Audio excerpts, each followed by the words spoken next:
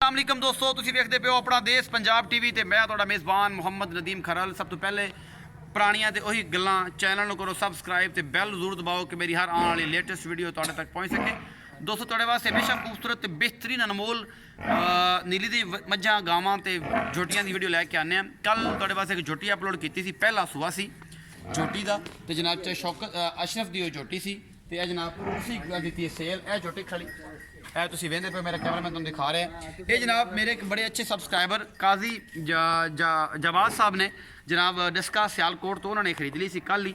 2,40,000 रुपये की झोटी फाइनल हुई सी। ये भाई होर दे छोटे भाई आए खड़े ने, इन्होंने जनाब झोटी ली सी खरीद।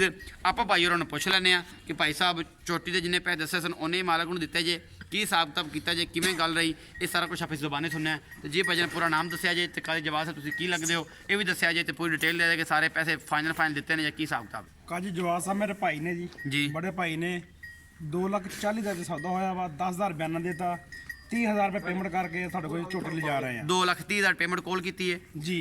चलो अच्छा दसो पूरी पेमेंट ली जे, पूरी लाई कोई वादा घाटा तो नहीं होया, तुहानू पूरे पैसे मिल गए, तुहानू भी तुसीं भी मुतमैन हो, बिल्कुल मुतमैन, तुसीं भी मुतमैन हो। अगे भी तुसीं जानवर लेके जांदे हो, कदे किसी दा कोई वादा घाटा कोई फाल्ट कोई नजर आया? कोई फाल्ट कोई वादा सब बेहतरीन हुंदा है, फाइनली तौर पे मिलदा, तुहानू कोई इशू नहीं, बिल्कुल कोई मेरे ते कोई गिला कोताही कोई गिला नहीं, कोई कोताही नहीं। अगर कोई होवे तो भाई इत्थे विचे दाल सारे बंदे दस देणगे यार ये गल होई। नहीं कोई ऐसा मसला नहीं, कोई डर खौफ वाली गल नहीं कि बिल्कुल मुतमैन असी। ते लोगों को की कहो कितने परसेंट मुतमैन रहना? 100%, बाकी जो मर्जी हो जाए, जो मर्जी हो जाए, 100% हो गया, पीछे गुंजाइश ही कोई नहीं की।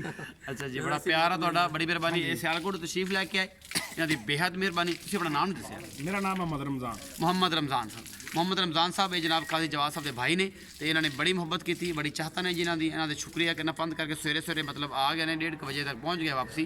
तो ये जनाब अपनी लैके चले ने, मेरा कैमरा मैन तुम गड्डी भी दिखाएगा, हट के फिर सारी गल्लां होणगियां। अपना बहुत सारा ख्याल रखे, अल्लाह ने के बाद।